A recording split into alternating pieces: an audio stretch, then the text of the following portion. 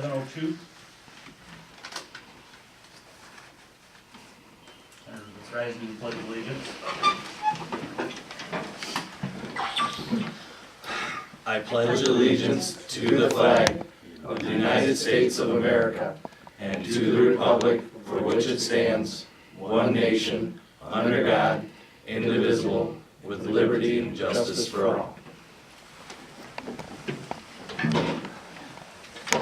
Roll call. Fox.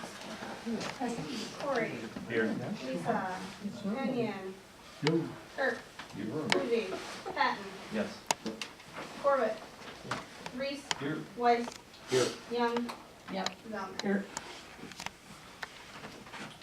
Approval of agenda of May 7th, 2014 is amended. I had the date wrong when I sent it out and printed it today and couldn't catch it till later. I don't like this whole new secretary thing. I think we need to pass. I was helping her out actually. Well, I let him do his own agenda, because he knows what he's talking about and what he's got going on, but clearly I shouldn't. No, I mean, down with the new business. Oh, yeah. Sent it here. She had him somewhat organized. There's that for you. Yeah. Would you please? Oh, thank you. There's a first and second page of the DDA minutes from last time. And they don't protect themselves, that's You why. know that might have like No problem. Stab themselves. We gotta memorize them. I've looked at over plenty. I spent a lot of time doing stuff. How about yourself? Oh, yeah. What did you guys do to my, Good luck finding Get used to it. I had those all organized. What did you guys do to them? You have a life. It was This is me. what you do for it.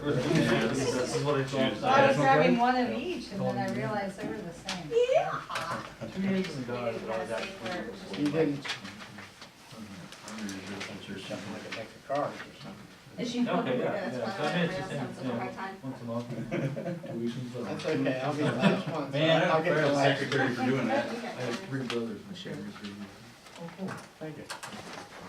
That's So really nice. sweet, that's so sweet. Yeah, that's right. I heard the Guardians do that way too.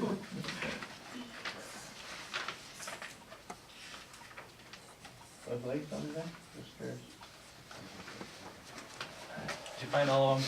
It seems like 3 sheets. There's 4, well, there's 4. That's what you look at. You got all my beat. Oh, I got 2.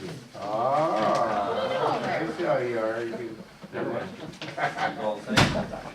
There. I don't know. This one's the agenda. The bottom, that one's part of the minutes. Does anybody have any, everybody got one now? I'm good. You get one? Does anybody have any changes that we need to make or anything?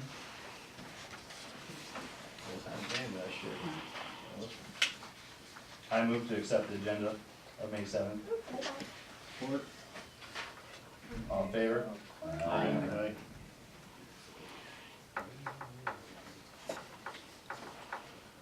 Actually, I'm sorry. I'd like to amend that. I had forgotten, we've got Dan Leonard here from the MEDC. And I'd like to put him up towards the beginning, so that he doesn't have to sit here through our whole entire meeting. See number 6 and 7? Yeah, let's put him in between number 6 and 7, if that's okay with everybody. So I'll make that motion to take it as amended. Hold on. Sorry, You named it first. I got off in left field when I started handing out agendas and they got all mixed up. Between 6 and 7? Yes, please. We're quiet, it's the library. All in favor? Aye. Who seconded it? I did. You jump into that second spot. You're an approver. Let's really do it, let's get it on. Yes, There you ma'am. go. Move on to approval of minutes of April 2nd. Round twelve, we can leave.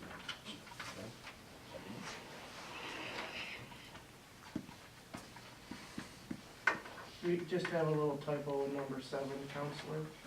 That's an S, right? Technically.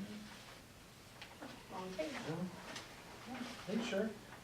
Yes. That's our stuff. It's a good thing we're looking for a new That looked good secretary. to me. It's probably the D and the G, I'd go. What number is it? 7. 7, Corey Yeah. Leonard from school council. You know what's stupid? My spell check didn't catch it. Well, somewhere there's a. That's because you counselor. spelled it that way a few times. Apparently. You said, okay forever. Other than that, any other changes? oh, there's 2 pages. All right, then I move to accept the minutes. I'll second that. All in favor? Aye. Alright. Do we have any public comment? Ready? Alright, we'll move on to Dan Leonard with the MEDC. I just briefly, I reached out to Dan, we're looking at different funding options for a couple things, and just talked to Dan, he made it ready to come up here and take a tour of Central Lake earlier last week. And kind of take a look around, and he's just gonna kind of give an overview of what the MEDC does and what they can do for the downtown area. And just so that we kind of all have it in the back of our heads and going forward, knowing what they can assist us with. Yeah. Well, thanks for that, and I guess I just want to kick it off and say, you know, I kind of go through all of this territory all the time. So I'm always passing through and I see things happening. I come here in the summertime for the car show. It's annual, it seems anyways, and at least for the last 4. And things are always bustling, but in the shoulder seasons when I come through here, it's a little sleepy, you know, it kind of reminds me of Bel Air before shorts. And I think there's ways that, you know, the community can address that, and the MEDC can have a participating hand to help you kind of achieve your goals. And when Corey reached out and I talked to Ken Kruse, you know, it was just kind of brainstorming, you know, what can the MEDC do? And just to kind of give you some background, the MEDC has many different facets in terms of ways we can help either communities, businesses growing, infrastructure projects. I mean, you name it, there's a funding source typically that's available, whether that be grant or loan, that'll depend on the project. But a lot of times, you know, and that's why I kind of like to case the joint before I get in here and see what's going on. And Corey was nice to show me around, show me some of the projects going on, tell me about is it a DENR grant that you got that's down for the waterfront that you're working on? And we like to see, you know, kind of momentum, so that it's not like when you come and you ask for a grant and you get one from one entity, another one doesn't want to come to the table, like you're taking too much of their time. Not the case at all. Really, I look at it the opposite way. If you're coming to the table with interest and momentum and your community is doing something positive, we want to keep that going. So this is a great step, I think, in the direction of the community, but it's a good time to kind of take advantage of other programs that are out there. So that being said, things that I can help out with, number one, passing through here, you'll see, you know, it looks like there's been some reinvestment with the infrastructure, all the streetscaping. I mean, it looks nice. You've done that a few years ago now. But that being said, there are some vacant buildings throughout the downtown, and maybe some buildings that aren't up to the best use. Maybe there's some other things that could be going on in there. And that's nothing new. That happens everywhere I've gone. You know, it's a different scenario everywhere. But that being said, when you get someone that has interest, say in opening a new business, or maybe even developing an old building or redeveloping an old building downtown or an old parcel, there's a lot of different funding that is available to you from both the federal side of things and state dollars that go through our department to try and assist business owners or developers or just landowners in general, so that number one, either if you're starting a new business, you're going to do it right, and number two, if you're, say, starting a business or redeveloping an old building, you're not looking to necessarily just demo it, especially if it's a historic building in your downtown. You know, those are kind of hard to replace. You can't replace in most cases. So, you know, we want to leverage your dollars coming into a project to help it, number one, be successful, but also maybe maybe be implemented in a way that you would never expect. A lot of times I'll come into an area where there's like I'll give you an example, Kalkaska. I was working with them on a project. They had a redevelopment happening right downtown, and they said, you know, we need to demo this building because it's affecting the values of all the properties around it. And so we ended up kind of getting involved, hopefully, or luckily early enough to help bring some money into the table to actually renovate that historical building rather than bulldoze it, and they put the development or the new business inside rather than, you know, elsewhere in the community. So we can help a lot of times with, like I said, any blight issues in the community. That could be like anything where there's a structure that's fallen down. A lot of times I'll get calls for road commission buildings that typically were either on the fringe or in downtowns that have just kind of been abandoned or, you know, functionally obsolete over time, or we're trying to take care of them and get rid of them. We can help with anytime there's a job creator, so if you have a new business coming online, or maybe even it's just expansion of an existing business. We can try and help leverage that job creation component to bring dollars to the table to, again, either help expand your business, interior-wise, purchasing equipment, or sprucing up the exterior, or even helping with infrastructure. So if you're bringing a new business to a community and there isn't sufficient, you know, water or sewer or the roads, what have you, we can try to help leverage it that way. But, I mean, and fire away if you have any questions or things come to mind as far as examples. Yes? So, just say you've got a historic building with a well-established business downstairs, and you want to develop the upstairs so that other businesses can be there. Sure. What process, how would you be able to help with To that? help. And how much money would I have to come up with in this hypothetical situation? Sure. The Hypothetically speaking, It's a friend of hers. yeah.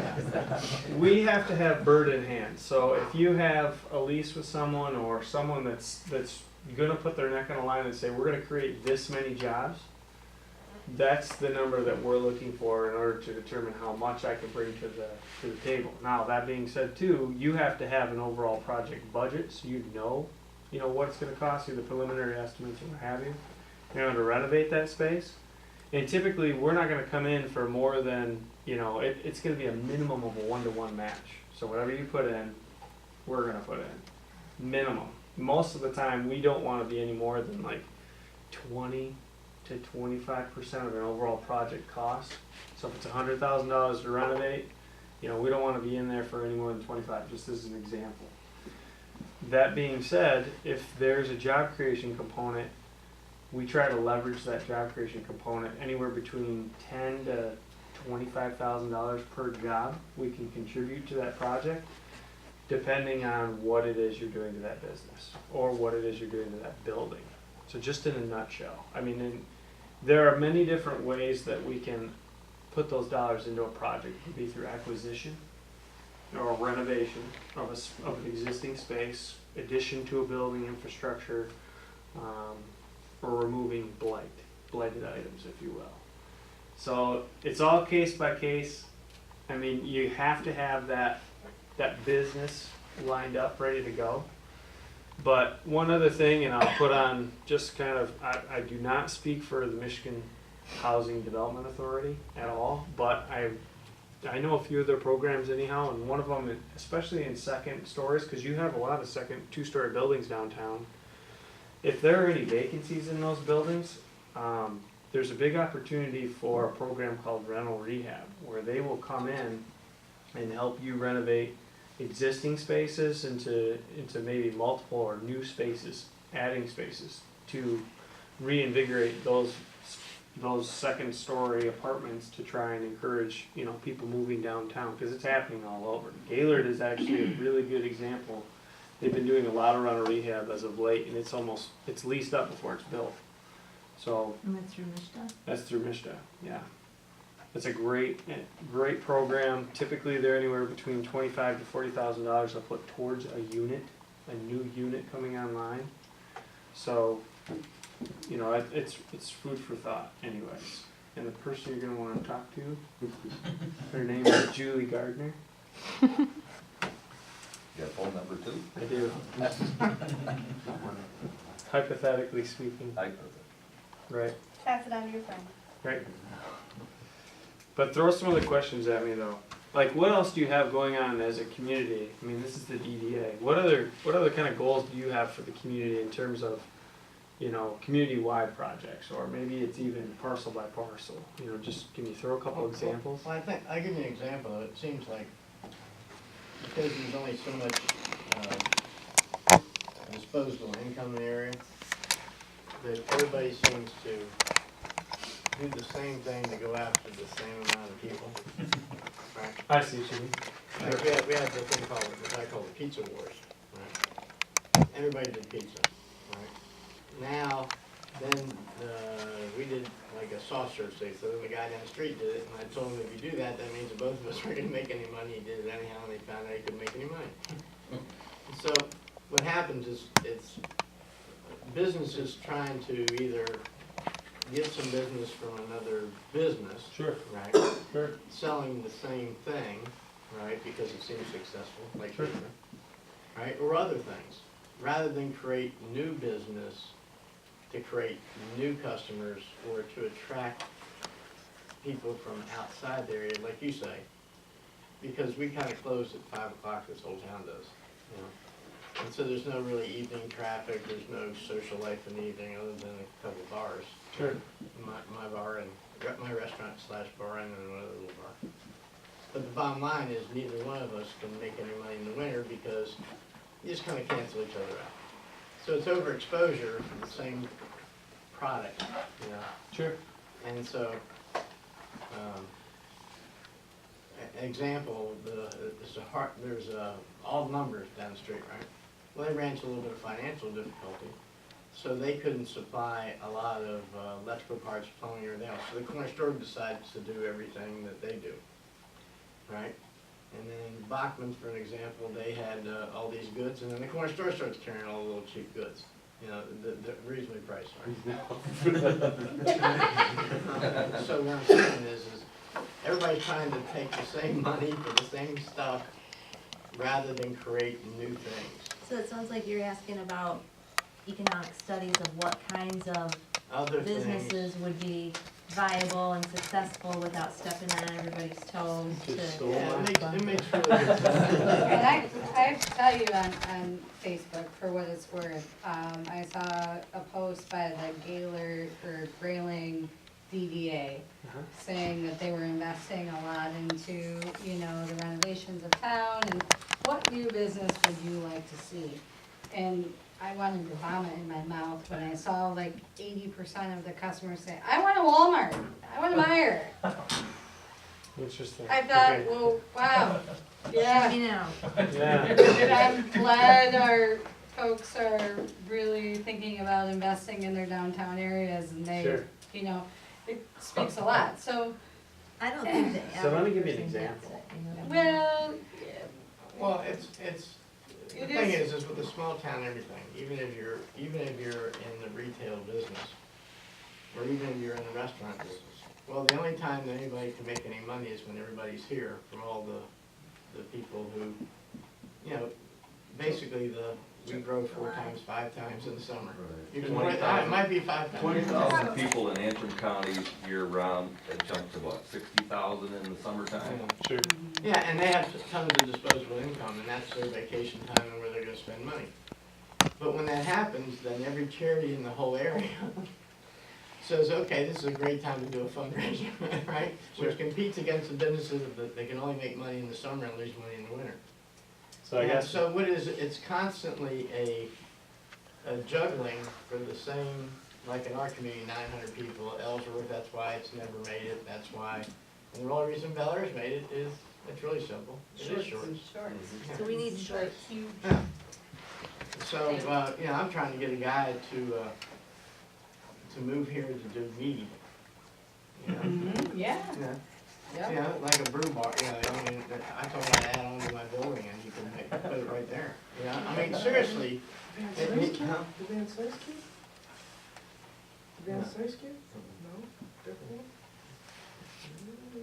And so, yeah, because he's already gonna do some things for us already. And so, the point is, it's gotta be something totally different than what we do. It's gotta be something that's gonna bring people over the same 900 customers we have. Sure. Because, I'll give you an example, because of the grocery store in town, she's not very big, the actual physical building, right? So people who want variety and want more product and different sizes of product, or something that they like somewhere else, she can't carry it because she doesn't have a big enough store to do it, right? So what they do is, they go to Bel Air, right, to go to that store to get that variety. Also, they're a little bit more competitive, so they can, at any time, like any grocery store can, just like the pizza wars or just like gas wars or anything like that, some big boy's just gonna come in and just go, okay, I'll just lower the gas, you know, for, like now they give away like, what was it, 20 cents a gallon, right? Right. In other words, you buy with $50 and they give you up to 12 gallons at 20 cents off there, so that's 40%, right? So they start losing business to her, for example, if she built a gas station, right? They're gonna get the gas station up the street here, Blarney, right? And they're gonna say, hey, Blarney, they're starting to take some of my business. So what it is and they got a gas station now. So what we're gonna do is we're gonna go ahead and give them 40 cents a gallon. And Blarney, you come up with part of it because you're losing business too, right? They'll team with somebody else. Now that's how big boys do it, you know what I'm saying? Or big girls. Yeah, big girls do it. Sorry. So let me So answer all your questions. Yeah. I think. So how do you get You're to going a around and small town that only has X population, that's very seasonal, and what are those services that we could bring to get people outside of our area to come here? I can't tell you, but you might be able to. So let me answer that. Basically, with an example that's a bigger community, but they've already kind of done the whole circle of what I'm about to explain in the situation that you just laid out, almost specifically. City of Manistee, if any of you are familiar. 5 years ago, not even 5 years ago, 2 years ago,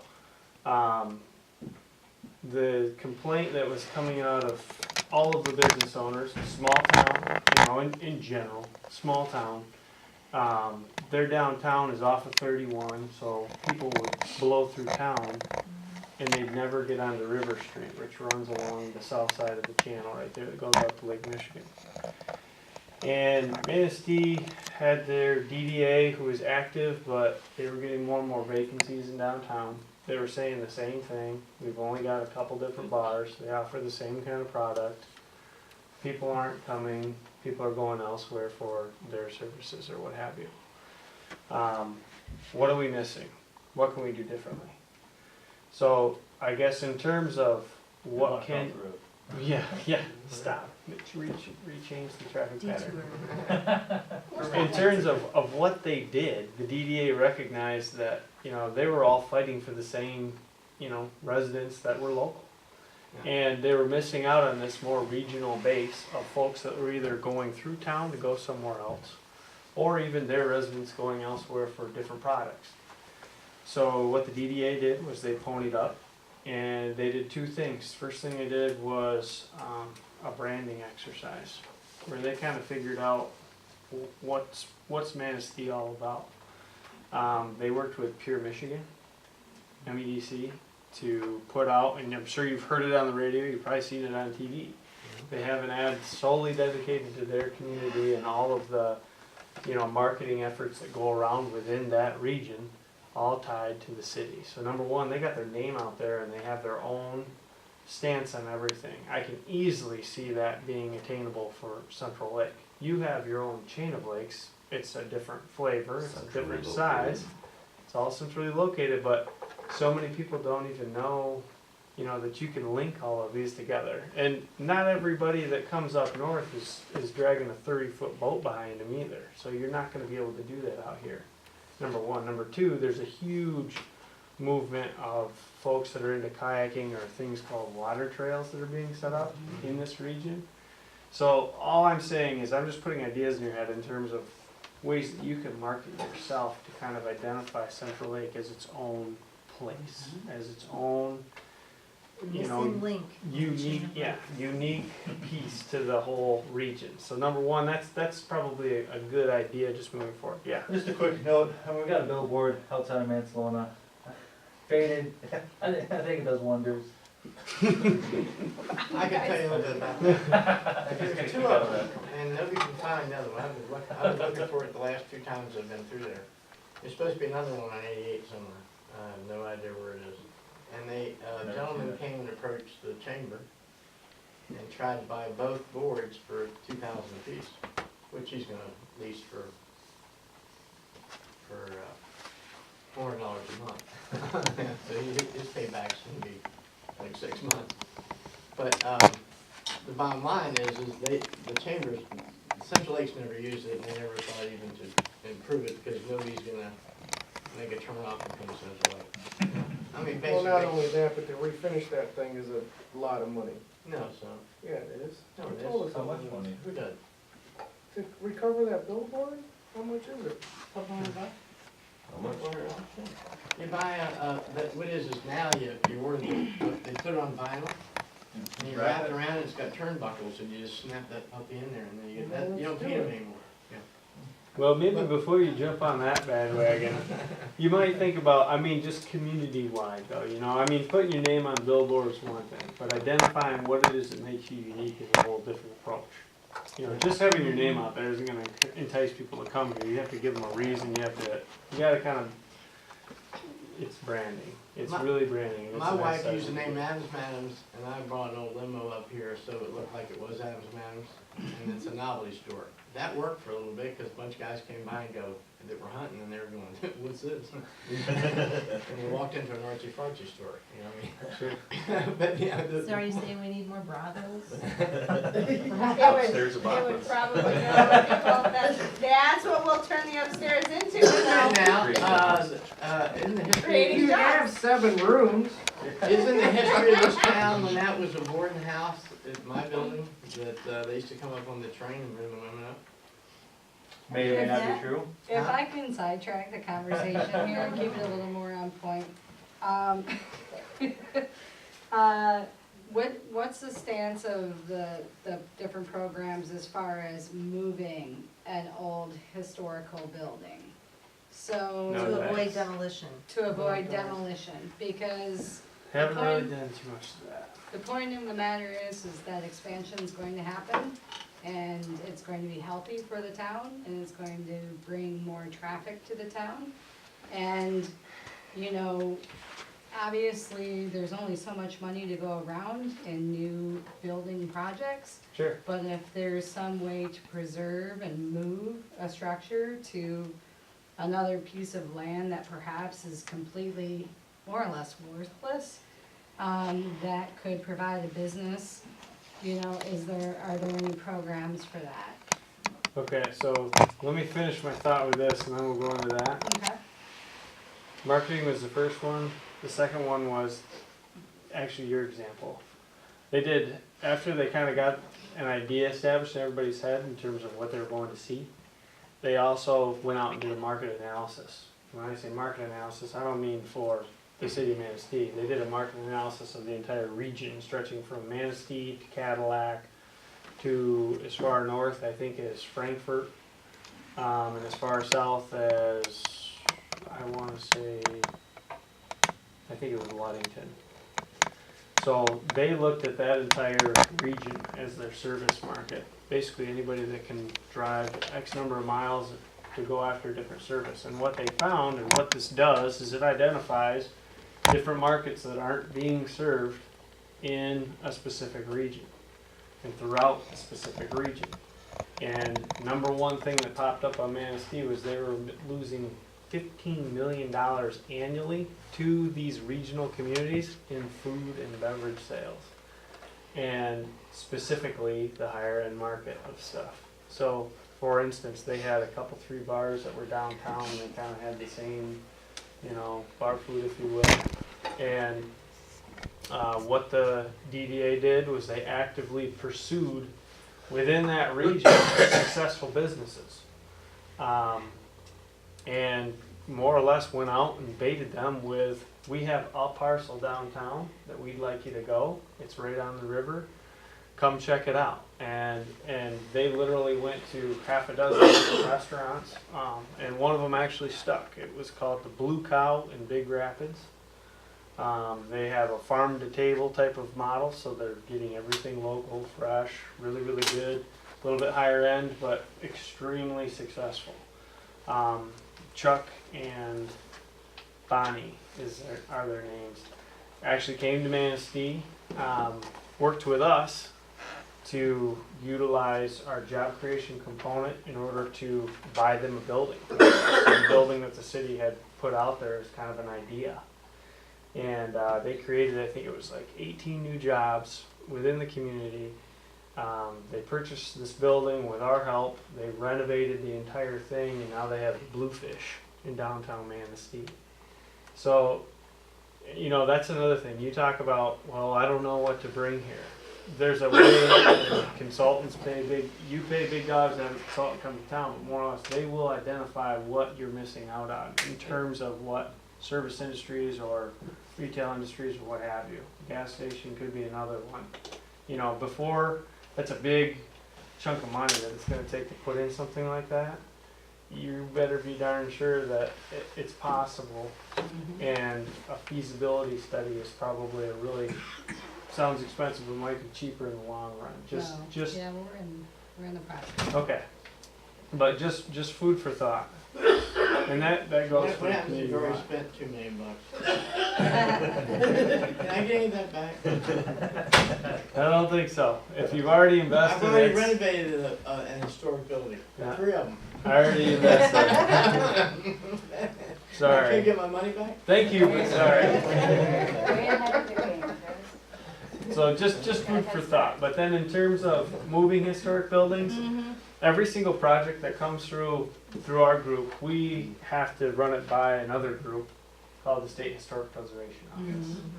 And they look at everything. I mean, what you're doing to it, what it looks like, what it used to look like, whatever you're going to do to the building and how it's going to affect all the buildings around it in terms of the historical look and feel and what have you. So typically, I haven't seen anywhere we've actually helped relocate a historic building using grant dollars. I just don't know. It'd be a good question to ask. And I can definitely follow up with you. Do you have a card? Or- Yeah, I'll give you my number. okay. Now, yeah. are you penalized for taking down old buildings or something? No, not if you're not going after grant dollars. Didn't you tell me that if we're going after grant dollars, didn't you say that we could be penalized for taking down buildings? So They want us to take old buildings and redo them, They right? want us to take the old buildings and redo them. That's what the Main Street is all about, the historic preservation of everything. And you said they frown on you. They don't want you tearing anything down, or modifying it in I such know a you way told me that, that. they wanna preserve the history of it, and they wanna change it back to original if they can. Any, the facade removals and, improvements. So that's what. And what is it, here, I hear the biggest question, what's the timeline for that stuff? I mean, what's a normal winter? Grant windows are always open. So once you apply, let's say you have a business ready to go or a redevelopment project ready to go. And you, number one, we do not work specifically with developers or landowners or what have you. We work with municipalities. So the application would actually come from Central Lake. That being said, the community is probably going to want to have some type of agreement with each business owner or landowner or what have you, whoever that is. Because basically you have 2 years in order to do what you say you're going to do, right? And if you don't do it within that time frame, we're going to ask the municipality for the money back.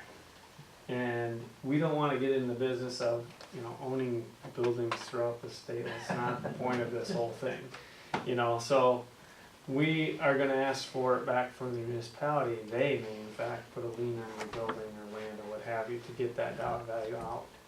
But before that happens, typically we will require that any business plan, whether that be redevelopment, new business startup, or development in general, be vetted through several other different entities to make sure that your business plan will actually work, so that I'm not just, putting our neck out on the line, everyone in that matter.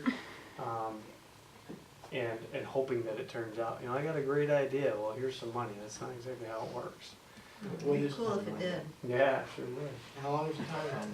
Timeline typically from the date that I give you an application and get it back. So after the community says we're on board, we fill it out, you get it to me, typically it's about 90 to 120 days. That's really good. And as far as the funding rounds and these grants and loans and things are always available. It's kind of an open revolving program. There are certain ones, for instance, I'm pretty sure Central Lake's a low to moderate income community. No, we might be off that because Torch Lake is part, we hit Torch Lake over there. I don't think we are, so I think we have. We're a hot red pocket of poverty here. Yeah, there's spots in the village, they make it, but then you get the lakefront properties. Sure. You've got, these are second homes and. Does that count? In other words, we're the village.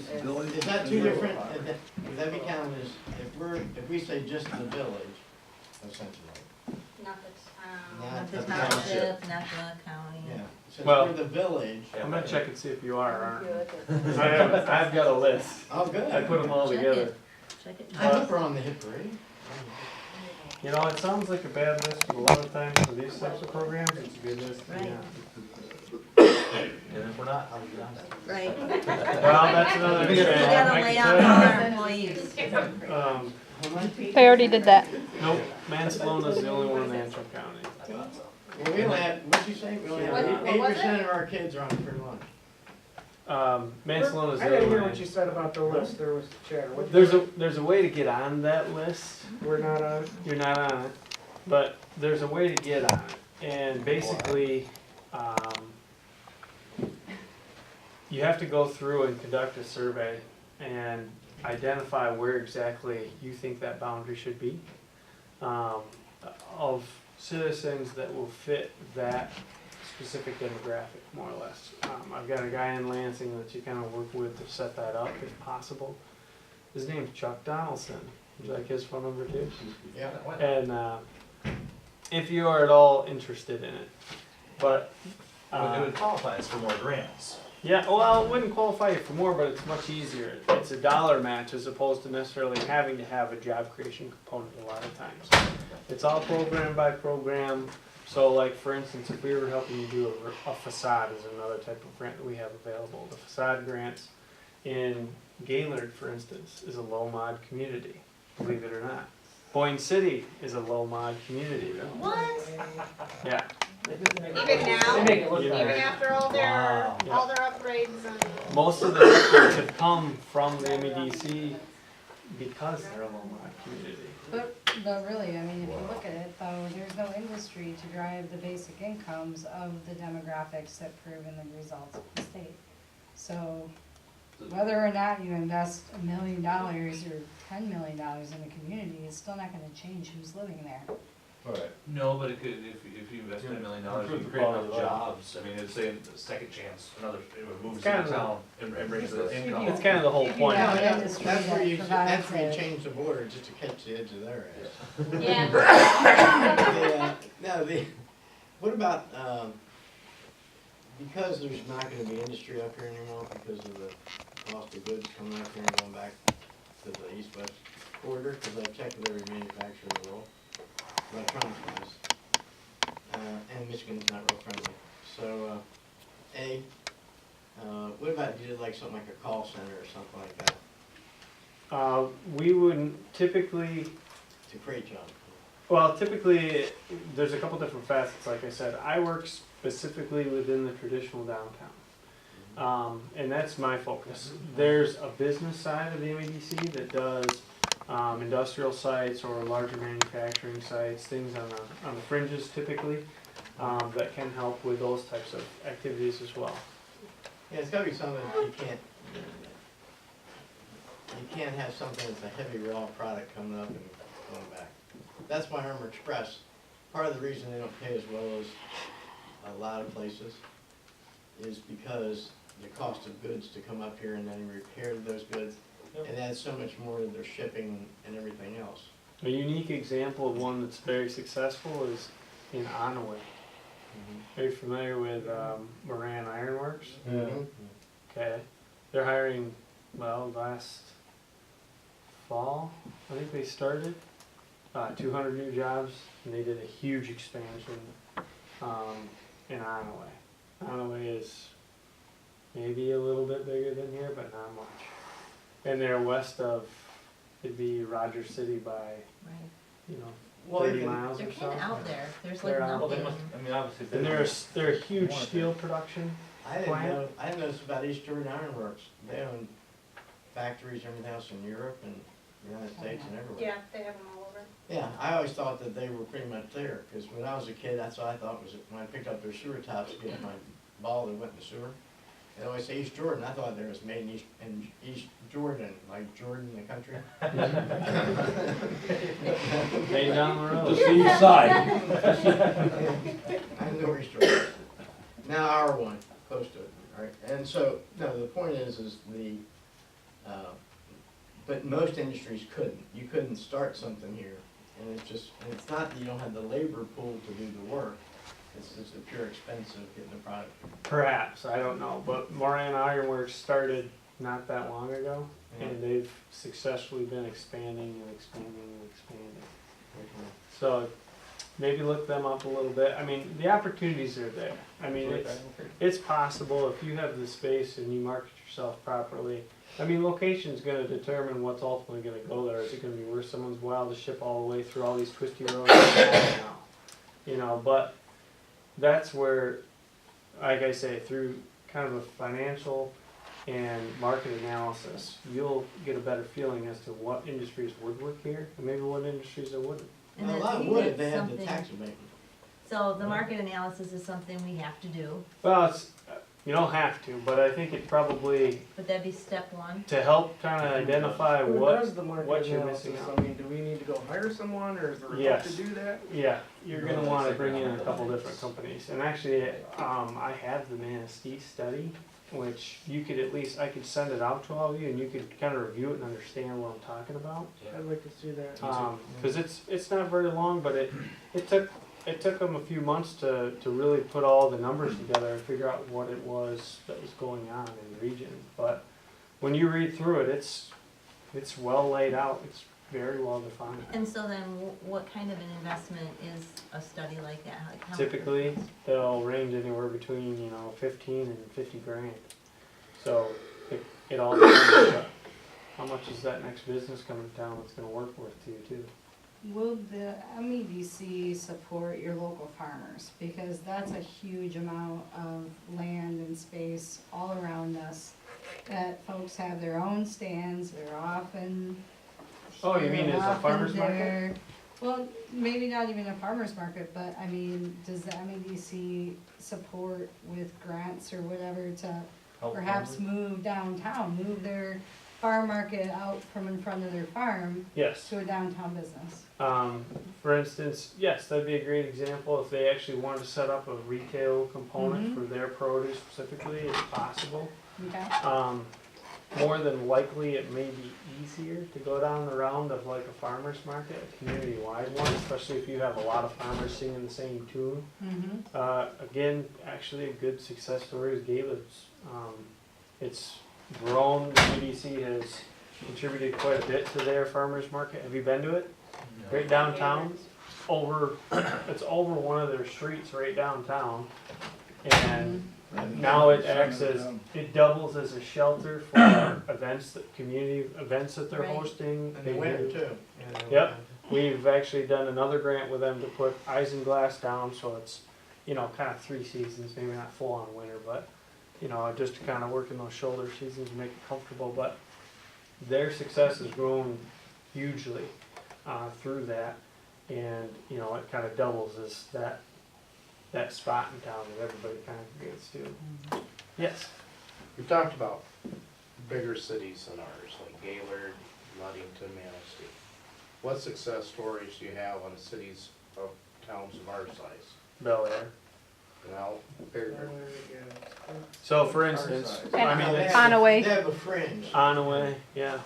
Well, they don't have large, They they have, don't they have large. have, they have 1,400, units of always driven Yeah, by. they can bring people in and keep them, we have nothing to keep them. We're still smaller than Bel Air Sure. by quite a bit. Yeah, we've got 12 hotel rooms. Plus Bel Air The is market our study would entrance. show you that we needed more. Our company. Sure. Um, In terms of other smaller communities, I mean, in northern Michigan, Bel Air is one that we just did a grant for shorts actually to try and help them expand into other buildings. We purchased, I think it was like 3 buildings right downtown adjacent to what they already have because they're growing so much. We call it the Pub Relief Program. I was thinking of opening a place called Shirts. Hey, there you go, there you I go. was gonna tell my shots. Shots. But I mean, in terms of smaller communities, I'll give you a homegrown example. I'm from Langsburg, Michigan. Where? Langsburg is exactly north and east of East Lansing. North and east of East Lansing, like 15 minutes. I graduated with 86 people. That's twice what we graduated. But regardless, City boy. yeah, no kidding. City boy. So they have a population of roughly 1,200, and it doesn't change at all. It's 1,200. We don't have summer and winter populations. It's 1,200. So they have a pretty steady amount. Langsburg, 2011 actually, I had just moved up here, and I moved up to Traverse 2010, and hadn't been back for a little while. Went back for, I don't know what it was, Christmas, Thanksgiving, what have you, and turned the corner, and we had 2 bars, and they shared a wall, and it was, and there's only one stoplight. There is a stoplight, but that's it.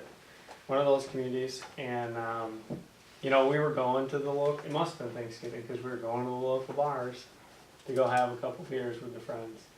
And we turned the corner and it was like, whoa, where are we? Well, the community had got behind, they were a low mod community, but they had gotten together their DDA and they did a facade grant. And specifically they had each of those 2 bars, and there were 2 kind of shoulder buildings that were all attached in one group. It was basically a whole city block on one side of the street. They rehabbed the entire exterior, front, back, and both sides of the whole block. Basically this strip of 4 buildings. Night and day difference. Instant buzz in the town when they were done. After that was in 2011, and there's always been this kind of momentum, not only out of the community because they got one little project. I mean, it was a block. It was 4 businesses, but that one little project has spurred so much other discussion and other things that are happening. They're now working with a microbrewery that came to town because they saw the reinvestment that was happening in Langsburg. They were a local group. I think they were out of like Perry, another little tiny town.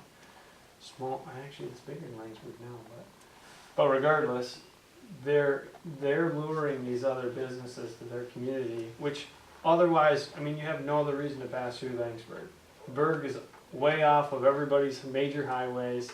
There isn't a major road running through it. There's no reason to go there, other than it's a nice little town, and they do a good job of promoting themselves. So, I mean, that's a small example, but it's one where they've all collectively kind of understood that there was something going on, and they understood that they needed to make a change, and collectively they identified just these low-hanging fruit projects. I mean, the facade grant is pretty straightforward. It's a lot easier being a low mod community, but that being said, I really feel like you've got an opportunity to try and just take a few of these ideas I've thrown at you and kind of run with them. And I think it's the act of the DDA to try to prioritize, you know, some of those low-hanging fruit things that you can do to try and kind of get people excited and get people thinking. So the facade grant is different than the Main Street program. The Main Street program will work with you to do renderings, right? Okay. For a few buildings on an annual basis. I think it's a couple, 3 a year, something like that. Sounds familiar? They won't actually provide the grant monies to rehab those buildings, but it's a lot easier going through that group, the Main Street group, because they'll basically draw you a historically correct or what have you rendition of that building, so that when you actually do come to us for grant dollars, you can use that drawing as kind of a slam dunk, because a lot of times we'll go back and forth with communities to make sure that whatever is being proposed actually fits with what's going on in the community.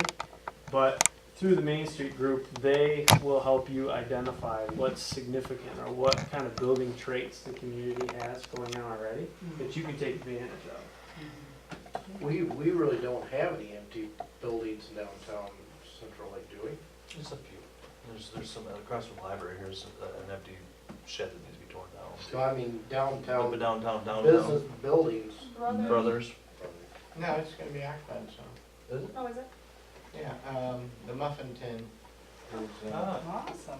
yeah, the muffin tin, the guy who bought the recipes and everything else is gonna bake everything and just bring it to us. And then the only thing we're gonna do is, make it like a, Cafe, couches and chairs and mugs and junk. Sweet. Awesome. So then just this blue building then, across the street. And artsy fartsy items, so. Well, I think that our issue in our community is that we've got downtown businesses that are dedicated to, you know, other, I don't know, garages. I mean, we've got lots of garages downtown that don't add to the general, Curb appeal. yeah. Not part of the retail experience. You're not drawing What is, people we got two downtown. butt ugly buildings. Cut to the chase.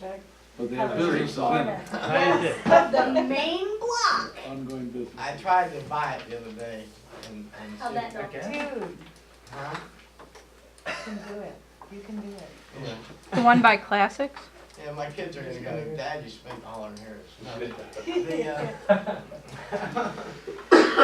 No, and now it's just gonna, just a temporary thing, I was gonna sign it and do something decorative on it and let him stay there. Put some flowers on Cause I don't even believe, I mean, I wouldn't mind if he left, but it really, you know, he's been around forever. And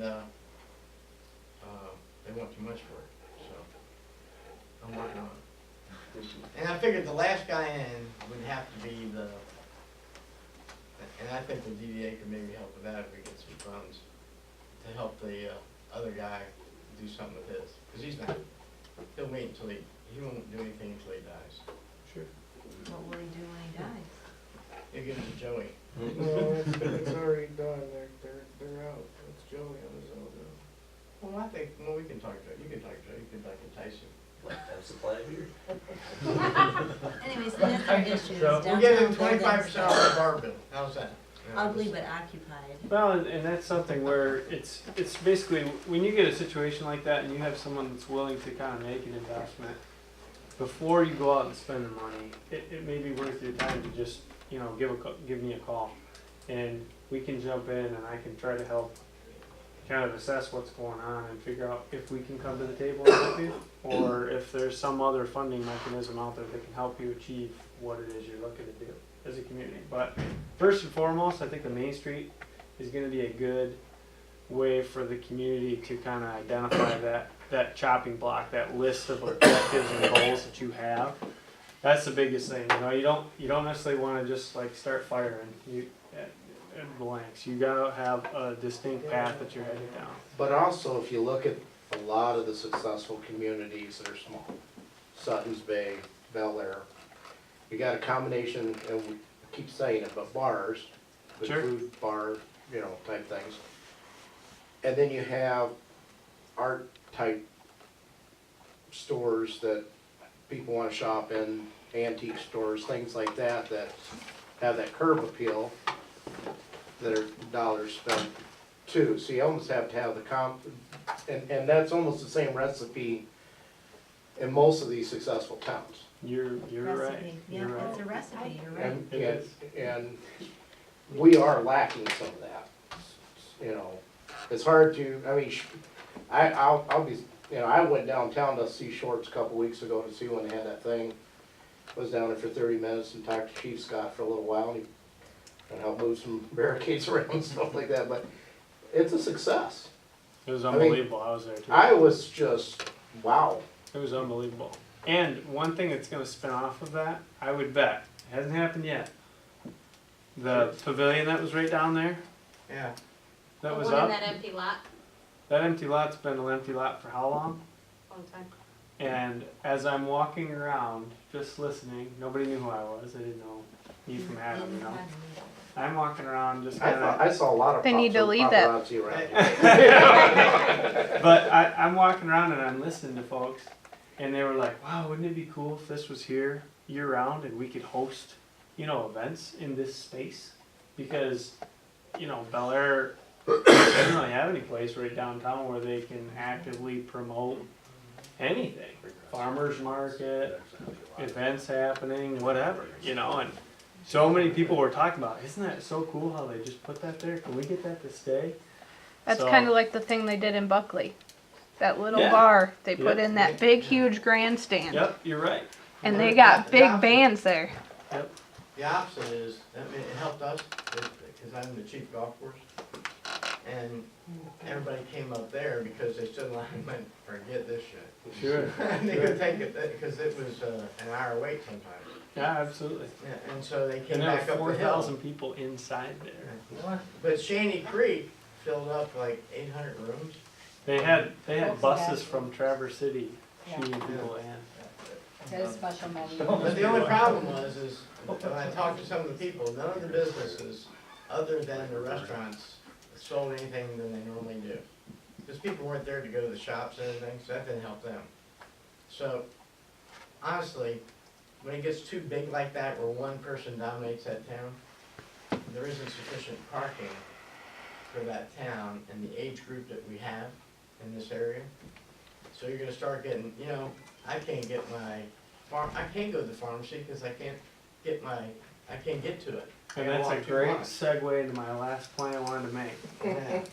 They I need a told you parking about garage. I told you about Manistee and how, you know, a few years ago they got their biggest complaint was you can go shoot a cannon downtown and there's nobody there. After 5 o'clock, there is nobody there.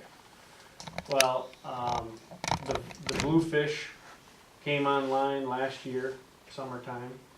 They've been pretty successful. They've been doing very well.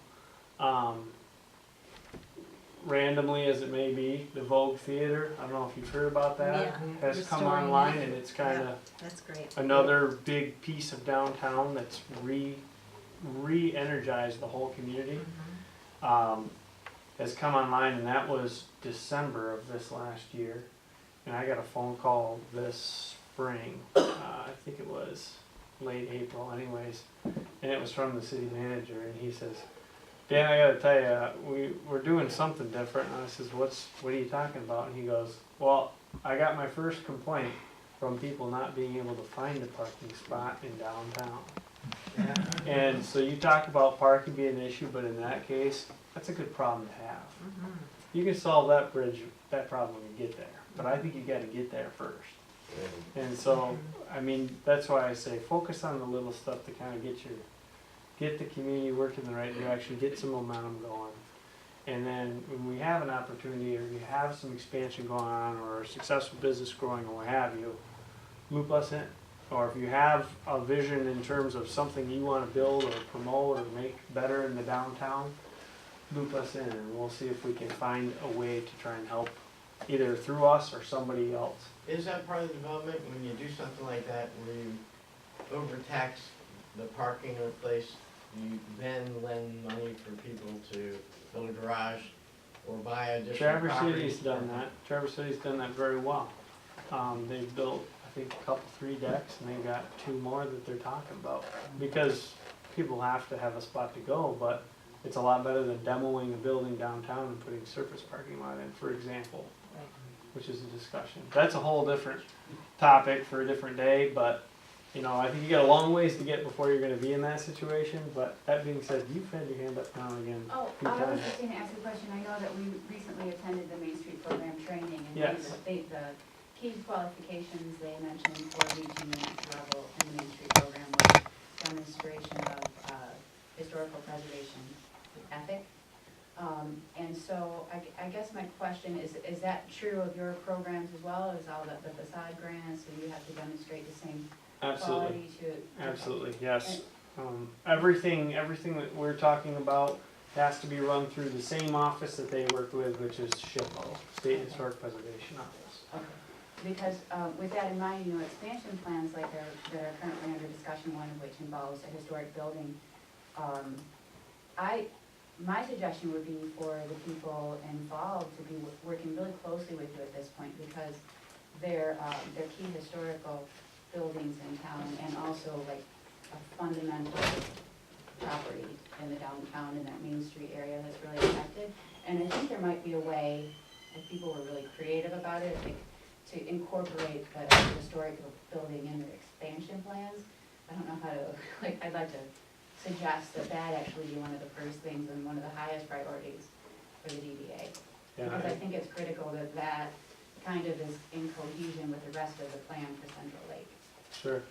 And I have an idea for it, and I'll share it freely, which is I think that it'd be really cool to bring a real butcher shop to Central Lake. It's something nobody else has, and we have all the stuff right there for it. That building was a butcher shop, long time ago, it's already set up. So it's something that's kind of a neat business that could draw, the kind of people we're trying to attract. That's something that Calva has done. There's a small town that's on your radar. And actually it's been very successful with their butcher shop, Calva Meats. Yeah. Kind of a niche thing. People come from all over the place It to go goes with get. the farm to table ethic, no Oh, farm absolutely. or your food, and your local butcher. In That's a good Central idea. Lake, even though I know there are a lot of, there are issues with the town, one thing that it still has, its unique selling proposition, if you ask me, is that it has all of your key community services all in the citizens of the downtown area. And that would be one really nice addition to that whole mix. And would free up Business room mix. in the grocery store so that they could expand. Or even, Their products to if they somehow wanted to. attach it or something, I think it'd be really cool and sort of a unique Well, feature Wiess, to we Central Lake. also have. Play right into our branding. Well, and that's an interesting idea, but let's just play with that scenario. If you had a historic building and you had a new business coming in, that otherwise either maybe, a lot of times when it comes up, it's either in the way of another development coming online, and it's like it's not worth it to bring that building back. It's worth more as a parking lot, or maybe it's so far gone that we can't bring it back. It's cheaper to just put up a new building. A lot of times that happens. But that's exactly why we get involved, is so that if there is an opportunity to have a business fill that space, we'd rather it do so in this location, in the existing building, and we would provide the dollars to help renovate that building. It's all case by case, and it can be very difficult, and it's definitely going to be more money typically to Well, I'm sure invest that and it bring would those be, buildings but- back. But that's what but these grant dollars are for too. Well, I'll give you an example. What I did is, we did a thing like 2 for Tuesday, get the community all involved and come to town. We had 3 to 500 people on a Tuesday night. And then they would go to the other business and get their ice cream and do that kind of thing. Sure. But what happened is that it wasn't cost effective. It was a nice thing for me to do. It was costing me $400 a night every time I did. And the reason it did was I wanted to use local beef, so I used Shook's Farms. Okay. Now, I used Shook's Farms.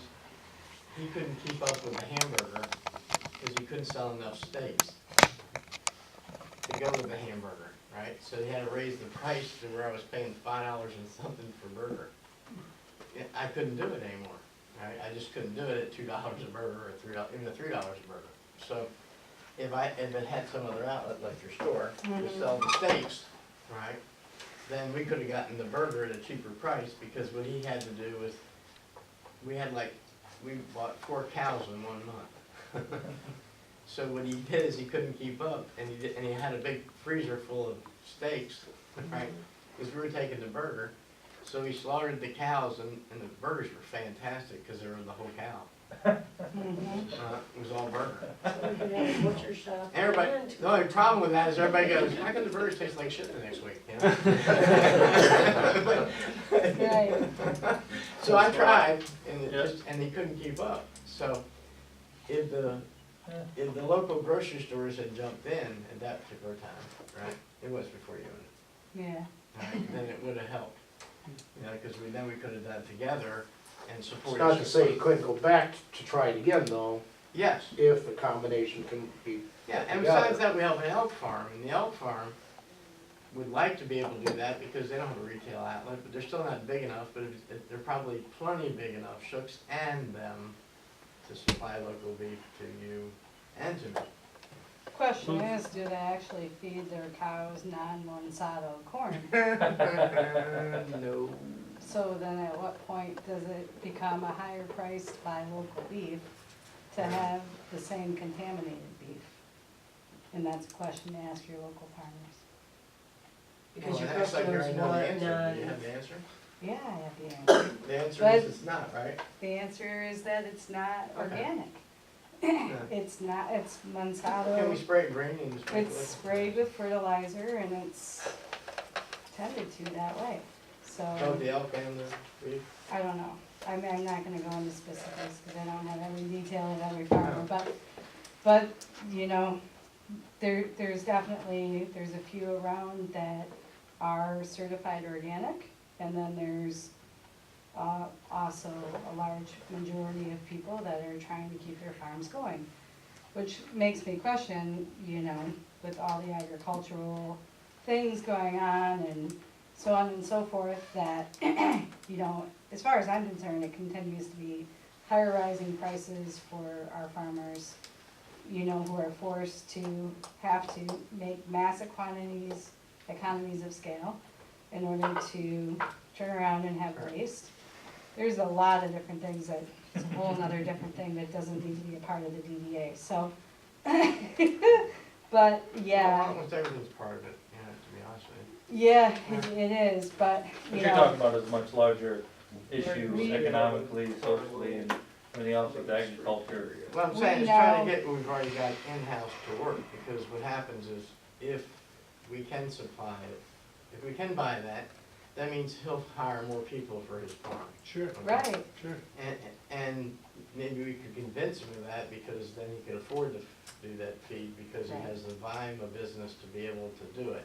right, Because like in any business, there's a scale of when you grow, you've gotta grow at like 50%, you can't grow at 10 or 15. You have to add that extra person, then they're very ineffective, or inefficient. And so what happens is then you gotta keep building up, and then you make the same amount of money doing 50% more volume, and your net profit